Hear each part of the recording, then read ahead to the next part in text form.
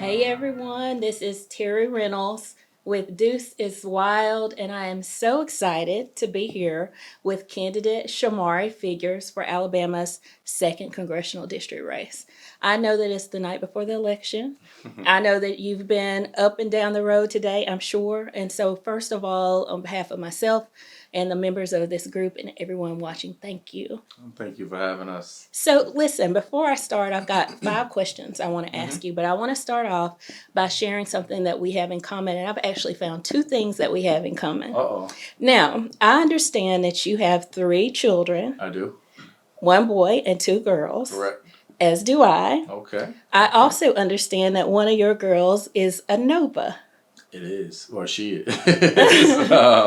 Yes, Nova. I also have a Nova. Nice. My Nice. oldest daughter, my middle child, is Nova Reynolds. No, that's something else we have in common because my oldest daughter, my middle child, is Nova. Well, look at this good synergy we have going here. Absolutely. Another thing we have in common is that we are both graduates of the University of Alabama School of Law. Absolutely. So we're starting off with several things in common. And another thing in common that we have is that we both want to see what is in the best interest of Alabama's 2nd Congressional District. Absolutely. So my first question to you is, I just really want to know a little bit more about your personal values and your motivation. Tell us about your upbringing and the personal values that made you decide to throw your name into this hat for this race, and how you think those values will really influence how you would serve this district if you're elected. Yeah, well, Terry, thank you. Thank you for having us. Thank you for giving us the opportunity to be here.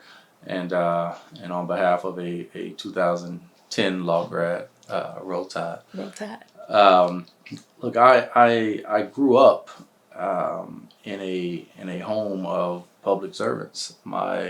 There's literally not been a single day of my life where one of my parents has not been an elected official. And for the first pretty much 10 years of my life, both were, or most of the first 10 years of my life, both were. My father was a civil rights attorney and state senator, first black state senator elected from Mobile. My mother was on the city council in Mobile. My father died suddenly one evening at the dinner table, and my mother then ran for that state senate seat, and she won it, and she's occupied it since that time. So the conversations, the sort of dinner table conversations that I had kind of growing up were revolved around not just government issues or whatever the political or government issue of the day was, but it was also just kind of grounded and rooted in the necessity to ask yourself, how do I take what God has given me, whether that's in the form of resources or experiences or talents or skills or networks or whatever it is, talents, and use that for the benefit of the people and the places that are responsible for you being who you are in the first place. Everybody comes from a community of some sort, and that community has an indelible impression on who you are, who you become. And for me, that community was Mobile. It's Alabama as a whole. And so I kind of grew up in this space of like public service is not what we do, it's kind of who we are. And that combined with the fact, look, I grew up black in Alabama, and when you grow up black in Alabama, you learn almost before you can walk the role that federal government has played in making this state historically do right by black people, and that always resonated with me. That understanding always resonated with me, and so that's what prompted me to go into a career of public service, period, in the first place. And that's why I, went on to Washington, D.C., and that's why I wanted to work in the White House. That's why I wanted to work at the Department of Justice specifically. That's why I wanted to go to Congress specifically because, I'm still naive enough to believe that government can do good. And, in taking that route through federal government, it has given me an understanding of the workings of federal government. I tell people 2 things all the time. I'm not a big believer that federal government can fix all things. I don't believe that's the role of federal government, and I don't believe that. And I don't agree with how government works in many respects. but I certainly know how it works because I've been there. I've seen it working at the highest of levels. I have seen what it looks like for an issue to be a priority for a president and a White House. I've seen what it looks like for an issue to be a priority at a cabinet level agency and treated as such by a cabinet official. And I've seen how issues become priorities and navigate their ways through the halls of Congress to becoming law and becoming priorities across the federal government. And that understanding, that's the skill, that's the experience, that's the talent that I bring to the table, and that's the thing that I thought that I could offer this race. It was a very unique perspective of being someone who spent a career working in federal government, and this is a federal position. Yeah. And at the end of the day, I think the number one responsibility of a congressman or congresswoman is to go to Washington, D.C. and do what it takes to bring back the federal resources to address the priorities locally. And I don't think there's anyone better situated in this race than myself to be able to leverage not just Congress, but to leverage the full extent of the federal government for the benefit of this district. And so that's what motivated me to get in it.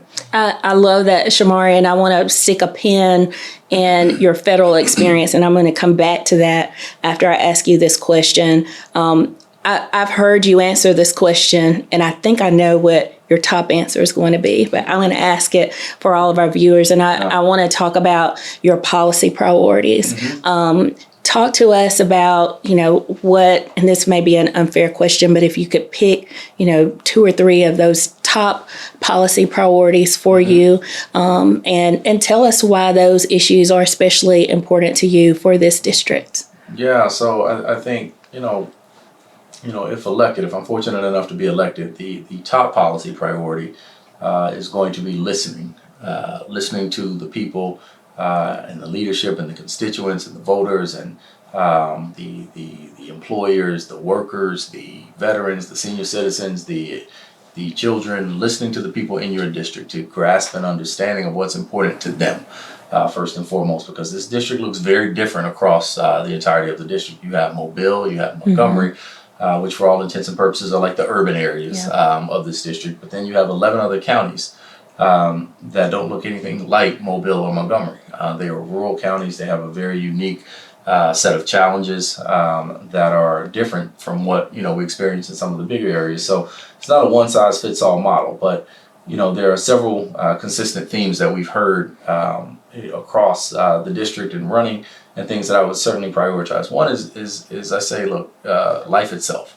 And what I mean by that is if you're born in the state of Alabama, where you live significant parts of your life in the state of Alabama, you're expected to die before anybody else born in any other state in America, with the exception of 2 states.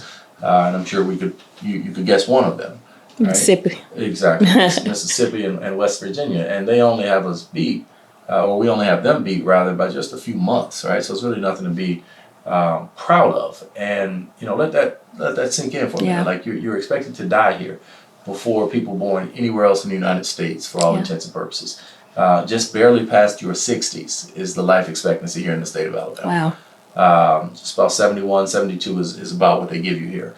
And believe it or not, it's not even a very significant racial disparity in that statistic here, which shows that this healthcare challenge is something that transcends socioeconomic lines, political lines, racial lines. It's a real issue.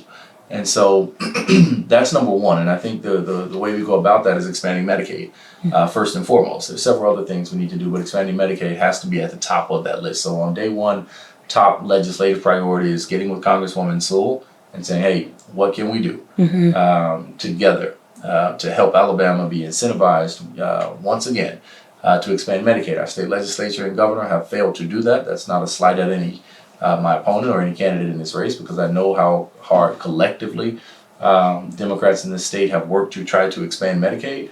But the realities of it is, Alabama is one of only, I think, 5 or 6 states that have failed to do this. We are not that different. Well, actually, we are that different, because we're dying faster than every other state that has not done it. And so we need to do that. That's what would be priority number one, because that life expectancy issue ultimately boils down to healthcare access, right? The ability to be able to go to a doctor, not just when you're sick, but to be able to go, to a doctor throughout life, right? We don't, in ideal circumstances, most of the time when you visit a doctor, it should not be because you are sick. Right. Yeah. Right? It should be proactively, right? Preemptive care. And so, unfortunately, when you don't have health insurance and you don't qualify for Medicaid, then I'm sure, like many people that you know, certainly many people that I've known and people across this district know, people never go to the doctor, right? 10, 20, 30 years. Don't go to a doctor because they're more afraid of the bill Yeah. than they are of the diagnosis. And so we got to fix that. And Medicaid expansion is a big way to get a good start in that issue, but we also have to do some other things there as well.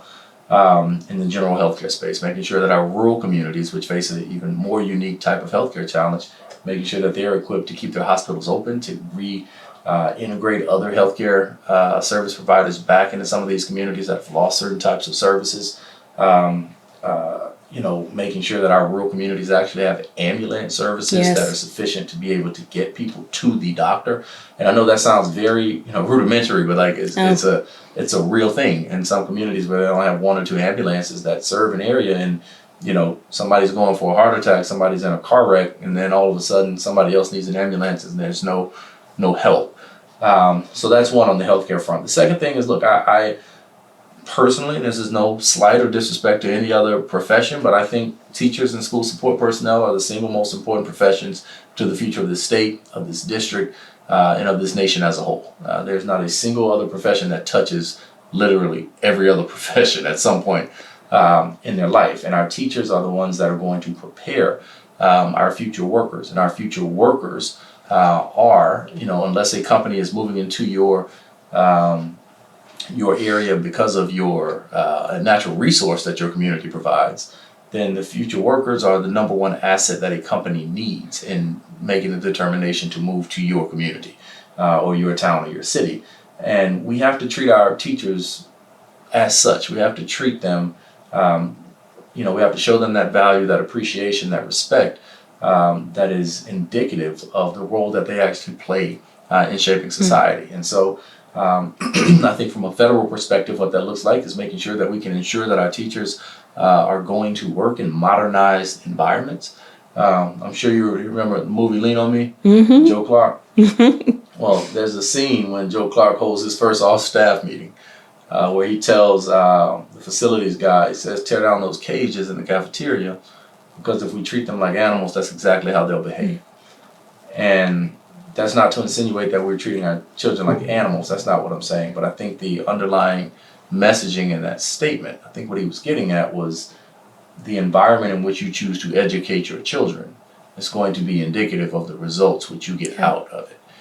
And we have to, if we're continuing to send our kids into schools out of the same school buildings that their grandparents or great-grandparents went to school in, continuing to send our kids into schools that don't have sufficient or any, in some cases, broadband internet access, continuing to send our kids into schools where, the average teacher who comes in her first year or his first year is gone by their fourth year, right? If we continue to do that, that's going to be indicative of the outcomes that we get out of that system. And so we have to do what we can to prioritize that. I'd say another issue that that is really near and dear to me that I want to tackle, and something that we hear across this district about, is gun violence. It's a real thing that far too many families, far too many communities have been impacted by. And look, I'll be the first person standing there with you when anybody has been killed unlawfully in any circumstance. But I'm also going to be standing there with you, when a kid that looks like me is shot and killed by another kid who looks like me, or regardless of what the racial dynamics are, it's an issue. When a kid is being killed, when a person is being killed, it's a problem that impacts every aspect of a society. And I do not believe that this is a problem we can't fix. Like, I spent New Year's Day this year at a balloon release for a childhood and high school friend of mine that was shot and killed. And driving into the cemetery, I stopped by the grave of another childhood friend that had been shot and killed just a few months before him. And on the way to that cemetery on New Year's morning, I get a phone call that a kid that was killed in downtown Mobile the night before during New Year's Eve celebration was the son of a high school classmate of mine that I graduated with. And so, in that story, unfortunately, is not unique. I have a brother that's been shot multiple times. It's a all too common story, and it is hitting our community in a way that is really, really a detriment to the future and sustainability of our communities, and so especially our Black communities. And so we have to address it, and I think there's a role for federal government to play in addressing that. I think that looks like supporting certain programs. I think that looks like bringing back certain programs that we've lost, after school care programs, summer programs, free lunch programs that we had in the summer. All of these programs that keep kids in a confined environment where we can wrap them in care, we can wrap them in other services, we have access to them, they're not on the streets, or they're not just, in unsupervised settings that lead them to more likely being on the wrong side or on one side or the other of a gun. And so those are sort of like the three big ones. But obviously, workforce economy is huge. We have to make sure that we're doing everything we can. And again, that ties into the education conversation, because I don't think you can have a workforce development conversation without first having an education conversation. We have a lot of military bases in and around this district. And so our military issue is making sure we're supporting those military bases and our military families, and also our veterans who retire, who remain in these areas are also issues that we have to take serious and make sure that we're working for, and protecting our seniors and making sure that they actually have a protected future. America made a promise to our seniors when we rolled out Social Security, when we rolled out Medicare, and they should not have to, make tough decisions every month about whether they're buying medication or keeping the lights on.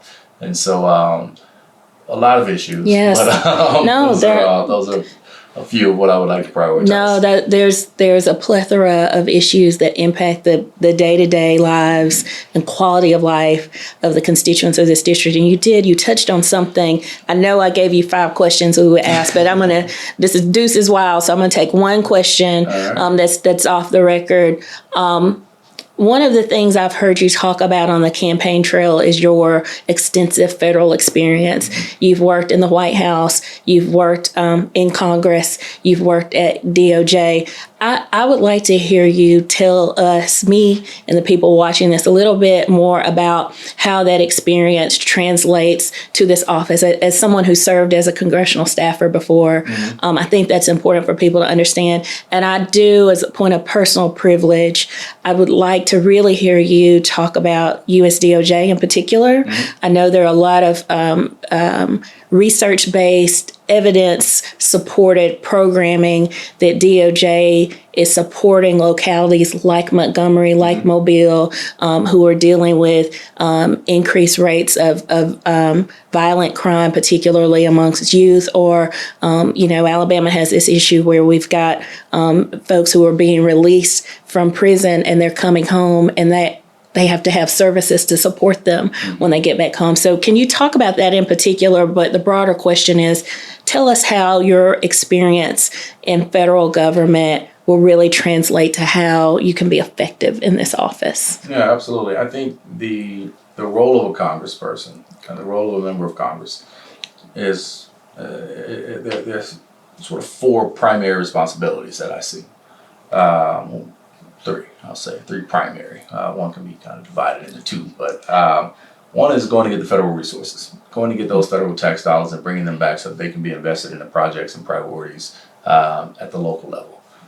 2 is helping your constituencies navigate the federal processes, whether you're talking about a veteran that's having trouble getting their benefits from VA, or someone having an issue with the Social Security Administration, or someone having a State Department issue, right? Helping those people navigate the federal bureaucracy. The third piece is, I think your member of Congress has to be your biggest sort of champion when it comes to leveraging all the federal government. So they need to be your lobbyists. There are probably only 2, maybe 3 cities in this district that can actually afford a lobbyist, right? To go to Washington, D.C., to meet with federal agencies, to meet with members on the Hill, to try to pull in federal dollars for whatever that local, priority is. But most don't, right? And for those that don't, especially, your member of Congress, I think, needs to be that person for you. To help leverage the full benefit, the full federal government for the benefit of communities. And so having worked in all 3 branches of federal government, and having worked at a White House and at an agency and in Congress, I understand the sort of interoperability of the three. I understand how they connect, how they relate, how they communicate with one another, how they don't communicate with one another. I understand what it looks like and what it takes for an issue to become a priority for a president, what it looks like for an issue to become a priority for an agency head, and what it looks like for an issue to be prioritized on Capitol Hill. And I know what it looks like to work through those channels in trying to leverage solutions for the problems and the issues that you want to address back home. Because the answer is not always going to be as simple as let's pass a law or let's get some congressionally directed spending for a specific project. Sometimes the solution is not going to lie in the halls of Congress. In fact, I'd venture to say most of the time, the solution or the fastest solution is not going to lie within the halls of Congress. We know how long it takes to get legislation passed. But there are billions and billions of dollars that are sitting at federal agencies that are distributed through a variety of fashions, whether it's federal grant programs or loan programs or what have you. And having a member of Congress that understands that process, right, that has worked in building out teams at the federal agencies, not just on the career side, but on the executive appointment side, the people that are the heads of the offices that are making the decisions around grant allocations, the people that are within the offices that are going to be dictating what are the priorities going to be at an agency or how a program is going to be implemented or where a pilot location is going to be chosen, right? These are conversations that you need someone there to be able to leverage experience to make District 2 the more likely beneficiary or recipient in that sort of environment. And so that's what I bring to the table because I've done that.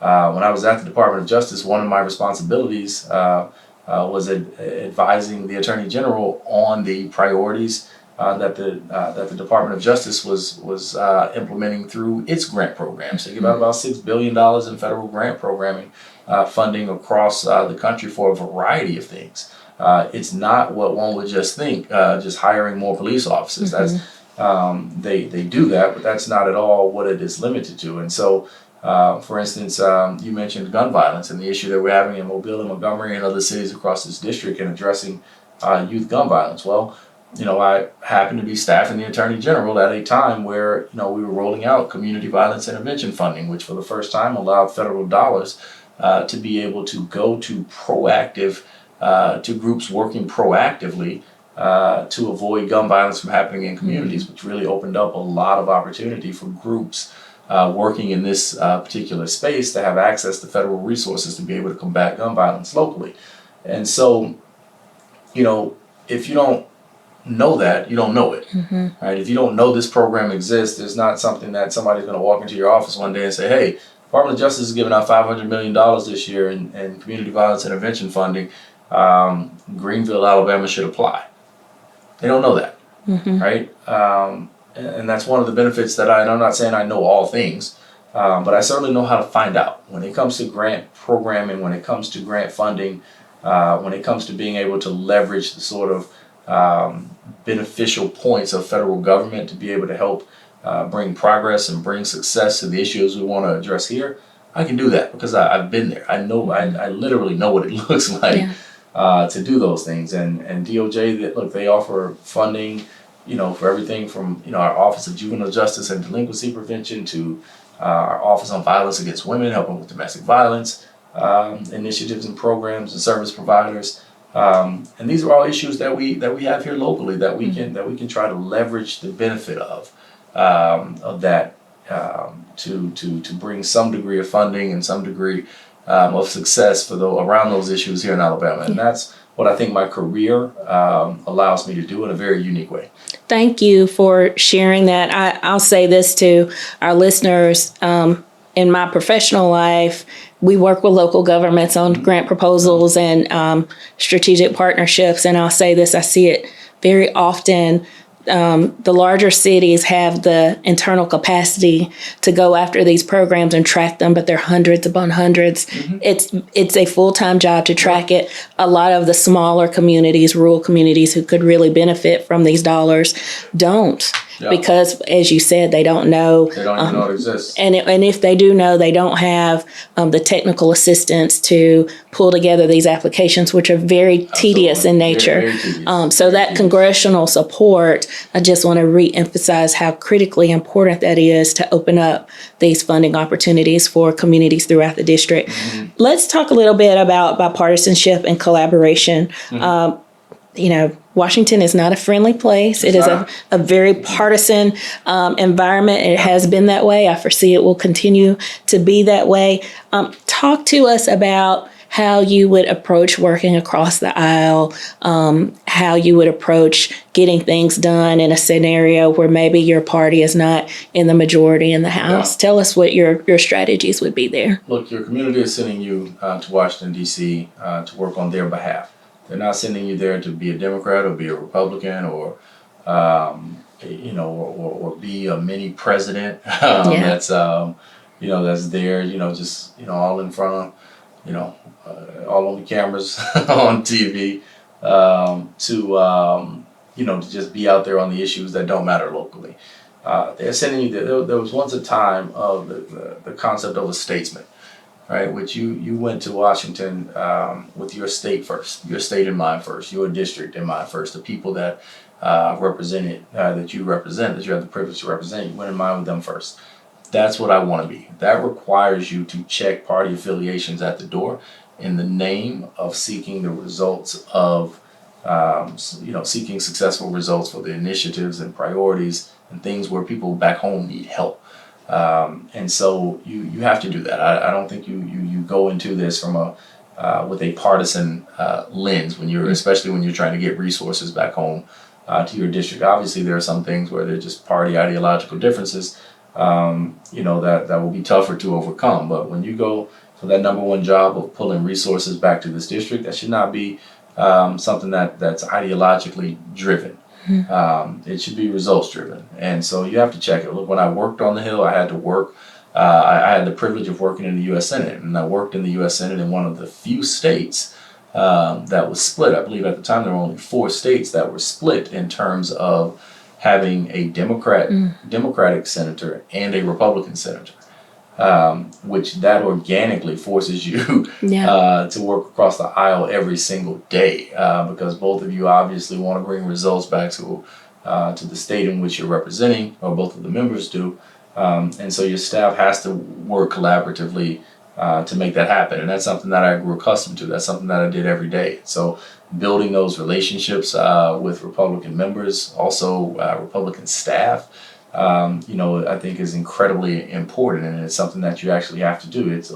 The staff in Washington, D.C., contrary to what some people may say, those are the most important relationships to have. You've been a congressional staffer, you know that. Like, they are the smartest people on issues, hands down. It's not even close. And so having those relationships and make sure that you have a staff that also values creating those relationships across the aisle, especially in a state like Alabama, right? Where we would have 2 members that would, if I'm elected, we'd have 2 members that are Democrats, and we still have 5 that are Republicans and 2 Republican U.S. senators. So even in our own delegation, we'd still very much so be the minority. But in instances where our party is the same as the president, then it gives us a little bit more leverage. And so at the end of the day, it's about relationships, it's about intentionality. It's about a willingness to be there for the right reasons, which are the people who sent you there, and not to be, a person that is just strictly working along partisan lines. Love it. My 4th question, you've hit on it in 2 of the questions, but I really want to bring this together in this question. How a congressional representative sets up their office is critically important. I think, and you know this better than me, but I think that most voters probably think of their congressional representative as being someone who passes bills in D.C. But there's so much more to it. That district component is very important. I will share this. A few years ago, my father was getting ready he was in the Air Force, and he needed some medical records from 30 years ago. We spent months trying to get those records. We called Congresswoman Sewell's office to help us, and in a week, we had those records. Yeah. And so you mentioned this earlier, but if you've got an issue with your Social Security, if you've got an issue, if you're a veteran and you've got some issue, and you're struggling with it, you call your congressional representative. Absolutely. So can you talk with us a little bit about how you would engage constituents? And I don't want to be presumptuous, but let's say you win this and next January you're setting up your office. How do you set your office up in a way where you take care of the legislative side, but also the constituent side? So the constituency side is in my opinion, the most important side. Because these are the people that sent you there. These are the people you represent. So their needs have to become your priorities. And if you ignore that, then you are turning your back on the founding reason that you went to Washington in the first place. And so for me, what that looks like is a few things. So one, you will likely have funding for 2 offices. Excuse me, for certain districts, you can go back and lobby for some more funding. Maybe lobby is not the right word, but you can go back and request additional funding for a 3rd office. For me, that's exactly what I would do. I would actually request funding for 2 additional offices. But one is, I think, we have, roughly about 70% of the population in this district is split between Mobile and Montgomery.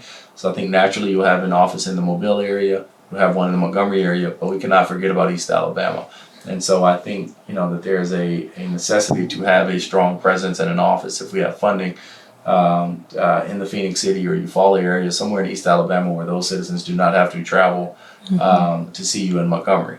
That's one. 2, and perhaps even more important, is the level of intentionality that you put into hiring your staff.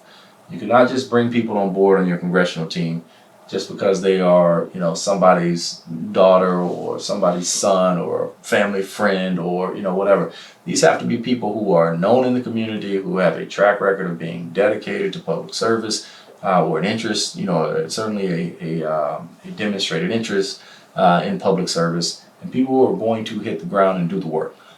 People that understand that, if, Johnny Smith is calling them about a passport issue that he's having, he doesn't have anywhere else to go. All right, you have to provide that answer. You have to figure out a way to get to the answer that he needs. And so, you have to have people that have strong relationships locally. That is imperative, and people that are good communicators, people that understand not just the constituent side, but they also have an understanding of the legislative side as well. Because you cannot, sell dreams to constituents, or you cannot, be in an environment where you're working hand in hand with constituents every single day and not have a practical understanding of what's realistic, what's possible, what we can do, what we cannot do in the position of Congress. And so I want to make sure, like if in an office that I would be running, I would make sure that our teams are sort of trained bilaterally. They understand the process of what's happening in Washington, but they also understand locally the importance of the constituencies and have those requisite relationships.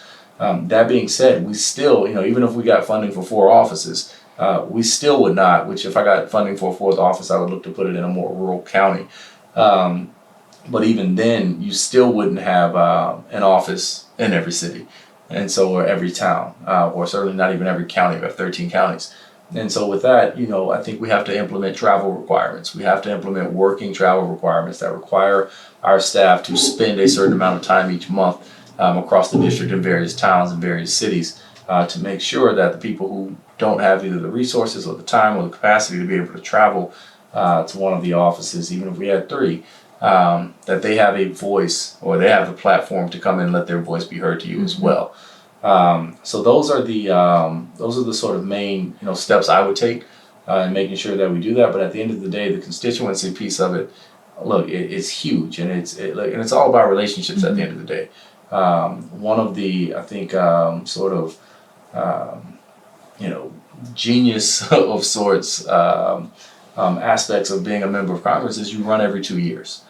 And the reason I put that in the sort of genius bucket, I'm sure if I'm elected I won't feel the same way, but the reason is because of the level of accountability that requires. You can't ignore constituents for a year and then start asking them for their vote again, right, in an election cycle. And so I think that forces that level of direct engagement, and it holds us to a higher level of accountability that we should be held to. Absolutely. Congressional representatives, you guys are always running, always. Yes. So, look, I know tomorrow's an important day.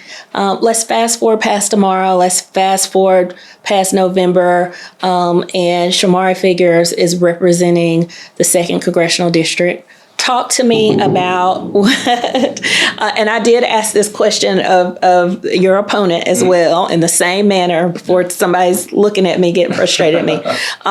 But tell me, what is your vision for this district? 10 years from now, what are the things that you would say, yes, this is what I wanted to accomplish when I made the decision to throw my name in the hat? Yeah, so I think it gets back to those sort of priorities that we talked about around those consistent themes, around first and foremost around life expectancy, education, gun violence, and our economy and how we're treating people. I think, look, my overall vision is for District 2 to lead this nation in being a place of desirability, right? In terms of where people want to live, they want to raise families, they want to have their kids educated, they want to retire here, they want to set up a business here, they want to work here, they want to be in this district. This district has so much to offer, so much potential. There's so many great things and so much great history in this district. And how we get there, I think, one, look, in 10 years, I want to look back and be able to say that the average life expectancy in the state of Alabama is no longer the 3rd lowest.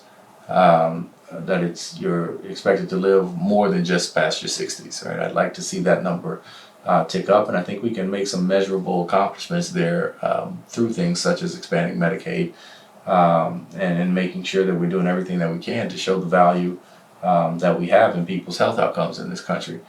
From an education perspective, listen, Alabama right now, our students read at about the 4th or 5th worst literacy rate in America. That means our kids can barely read compared to their peers across this country. And we know the significance of the metric of being able to read to grade level by certain measured points, primarily 3rd grade. But that's a real thing. And so I would like to make sure that we're channeling investments towards our education systems in the form of prioritizing our teachers, because you'll get better results if you're able to recruit and retain the best possible teachers that you can. Right? You'll get better results if you're able to keep a teacher in the classroom longer than just 3 years. I had the fortune and the benefit of being educated by numerous teachers that were in year 20 or 30, plus. We don't have that anymore. And there's value in that sort of continuity. There's value in that experience. There's value in teachers that have seen it all, done it all, and know how to teach a kid and wrap a kid more holistically than just a few hours while they're sitting in a classroom. And, again, I think that gets back to prioritizing teachers. I think I'd love to see a situation in 10 years where obviously our literacy rates are higher, our graduation rates are higher, our youth violence rates are significantly lower, our homicide rates are lower, our gun violence rates are lower. And I think we can do it. I think because all of those issues ultimately impact the desirability of your communities and of your district. And I think if we address those things, we address them responsibly, we address them reasonably, we address them in an informed manner, that we can do it. I love that. I want to close out, and I do have one more lighthearted question, but I do want to close out with giving you an opportunity. Without saying anything about your opponent, I would like to give you an opportunity, Shomari, to clear the air on any misinformation or disinformation that you have heard about yourself or your campaign over the course of this journey, particularly in the last 3 weeks or so of this campaign. And the floor is yours. No, I appreciate it. It's look, these races they're tough, right? They are tough on everybody. They're tough on the candidates. They're tough on the staff. They're tough on the teams. They're tough on families. They're tough on supporters. And so, with that, you do see people trying to get an edge, right? And with information that they share or that they put out there. In the sport, I grew up playing sports. In sports, like when you get, to a certain point in the game, like in football, I start holding a little more, and basketball, I start like fouling a little bit more. But in elections, they start saying things that aren't always true. And look, for me, look, I see this. I've heard several here.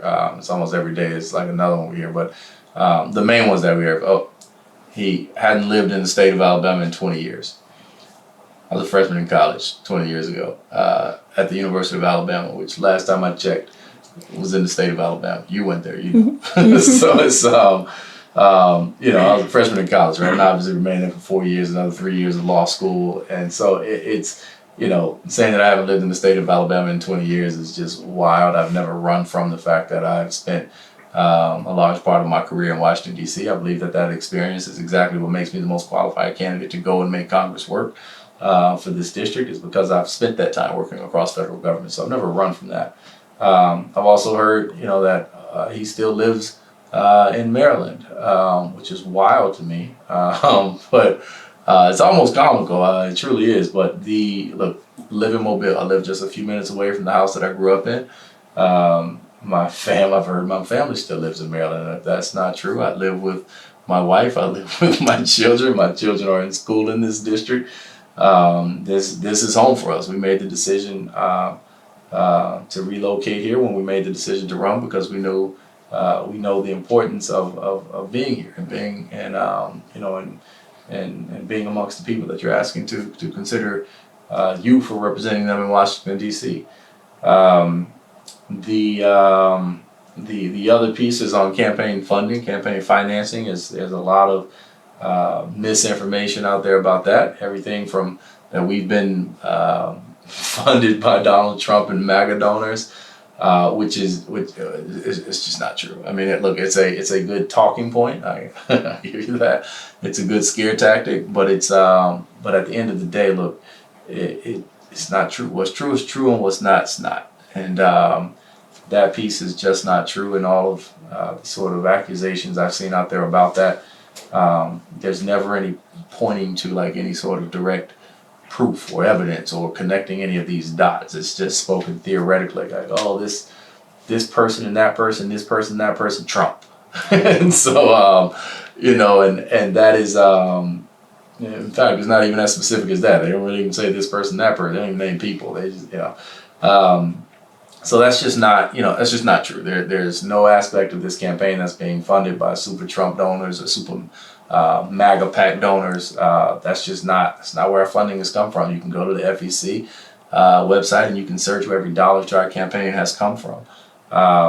We obviously, the campaign has, there is some outside support that has come in. Or no stranger to that. It's not support that we asked for. It's not support that we can control. It's not. It's literally like it's independent expenditures is what they call it. Outside spending. We can't control what they spend, how they spend, where they spend it, or who they spend it in support of or against. And so, look, we don't run from that. But there's no special relationship or no special promises or any sort of corruption that's behind that. Look, I spent my career working in federal government. I spent my career, literally the majority of my career, maintaining a TSSCI security clearance, one of the highest levels of security clearance that you can have in this country. There's nothing corrupt about Shomari Figures. Shomari Figures has never been for sale. Shomari Figures never will be for sale. What Shomari Figures will always be with you is upfront, honest, and true. I will always stand on the kids today say stand on business. I will always stand on those values of integrity, those values of decency, those values of honesty and truth. Just being straight up with people. I'm not, look, at the end of the day, if you got a question, let's ask it. We can talk about it. We can talk about legitimate issues, but don't just make assumptions or just throw out wild, inaccurate information about whatever the topic is. And I'll always be straight up with you. That's just me. And so look, I'm accessible. I've had the same cell phone number since high school. I've heard people say that they wouldn't be able to get in contact with me, which is also strange. But but look, at the end of the day, listen, I am in this race because I feel like I have something to offer. Just like Mr. Daniels is in this race because he feels like he has something to offer. And every candidate that was in this race, we got in because we felt we had something to offer to the people, to the communities of this district. And we all had different backgrounds, different careers. We've all been in different places, and we all bring different perspectives to the table. Um, but what you won't get out of me is me diminishing or downplaying or minimizing anybody else's perspective that they bring to the table because I think there's value in every perspective. And you know, there's no blueprint for who should go to Congress, right? They don't say it should be somebody that's worked in federal government. They don't say it should be somebody that's worked in state government. You know, we give our electoral system gives citizens an option, right? Consider multiple candidates, and that's what we're in the process of doing. And so, you know, look, we are going to keep running the race that we've been running since day one. We have, you know, I think part of what I had a guy who walked up to me in an event in Montgomery this was right before the primary, and he said, look, well, right after the primary, and he said, look, I knew you were going to win when I saw you standing on an interstate waving at cars by yourself. And you know, to me, that's just how we campaign. I've been, you know, campaigning literally every 4 years since I've been born. And you get out and you talk to people and you find out what resonates with them. But more importantly, you make yourself be seen. That's a tough task in this district for me, for Anthony, for every candidate in this race. This district is so big; it's tough to be seen everywhere. But at the end of the day, we do that, and I think that's what we saw resonate last March, or this past March was that. I think it was more reflective of us being in these communities, being on their phones, seeing me on their front door, seeing me on their street corners, waving at cars, seeing me wherever they would have me, you know, to sort of get that message out and give people the opportunity to get to know us. And so that's what we want to be judged on. Obviously, we can't control what third parties say or what other parties say. But at the end of the day, that's the truth. Live in Mobile, Alabama. My family lives in Mobile, Alabama. You know, and, you know, my career has been what my career has been. You know, I've worked in federal government. I've never run from that. I won't run from that. And that's why we think we're best, you know, equipped to do this. So, look, we're in this thing, but more importantly, I think at the end of the day, you know, it is my hope that the misinformation after tomorrow's election, regardless of the outcome, that the misinformation gets channeled into actual, you know, truth and honesty, and we coalesce around a pathway to make sure that a Democrat wins this seat in November. Perfect. I think it was important to give that platform to share that. Listen, you have given me more than enough of your time, and I appreciate it. If you will indulge me for one more question, this is a softball question. Uh-oh. Tell me about your family. Yeah. My wife, Kalisha, is she's smarter than me. My wife has 4 different degrees from 3 different Ivy League schools. Wow. And she's the daughter of immigrants that came here from Haiti. And it is, you know, they produced a gem in my wife, and she has really been the sort of biggest advocate and push factor and campaign everything. Swiss Army knife. She has been super mom. She has been super wife. You know, it is you know, it's a tough task, and one of the reasons that, you know, the misinformation about where we live bothers me is because, look, it was easy for me to move, right? I had a supportive wife that was like, nope, you know, you're resigning today, you're going down to Alabama tomorrow, and we'll meet you down there.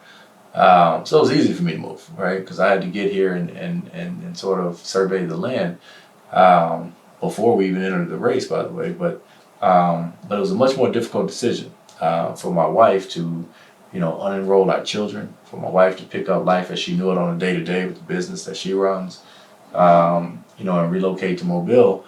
Like it's a lot. It's a lot on her. And so, but she's been there. She's been a trooper. She's kicking it with us, you know, at almost every campaign event. And getting all the kids loaded up, bundled up, and dressed up, and all that good stuff. And so, cannot replace at all for 1 minute the contributions my wife has made to this campaign.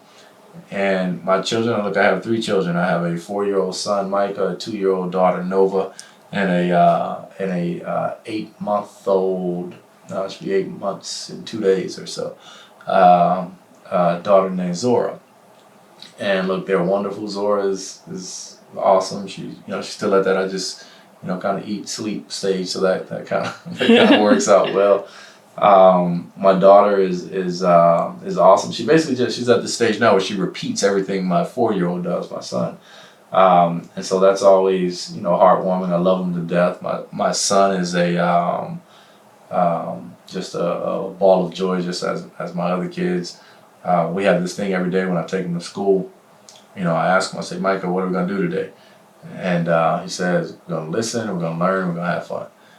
And that is a sort of, and when we pick him up, like, Micah, what did you do today? And on days he didn't listen, he'll say, well, I had fun today, Dad. And I learned. But for most days, he says, we listened today, we learned today, had fun today. And that is a sort of consistent reminder of what this is all about. And I think that is a microcosm of what being a member of Congress is about. You got to listen to the people. You got to learn what their needs are, and you got to have fun doing it. You gotta have a passion for this stuff. You gotta want to do it. And when you can bring change, when you can be that sort of ray of hope for people, that's a beautiful thing, and it's something that you can't help but enjoy. It's one of the biggest lessons I learned in working for President Obama, is that the passion that you have in this, it's not work. And so my son specifically consistently reminds me of that every single day. We're going to listen, we're going to learn, we're going to have fun, and if I'm fortunate enough to be elected to represent the people across this district, that's my commitment. I'm going to listen to you, I'm going to learn from you, and we're going to have fun doing it. Awesome. Thank you so much, Shomari, for your time. I want to personally thank you, thank your wife and your children. As someone who's worked on a myriad of campaigns, it is a tremendous sacrifice for you and your family to offer yourselves up as public servants. You're not just making that decision, your family is as well. So I want to wish you the best of luck tomorrow, no matter the outcome. Thank you for what you've done, and thank you for taking the time to talk with me this evening. Thank you. Appreciate Thank it. You. Well, let's go vote tomorrow, guys. Yes. April 16th, Shomari Figures asking for your support. Awesome. Thank you so much. Thank you. And we'll be back shortly, everyone. We do have a part 2 of this, a pre-recorded conversation with candidate Anthony Daniels. You're going to see the questions are exactly the same, the exact same tone. So stay tuned for part 2 of this. Thank you so much.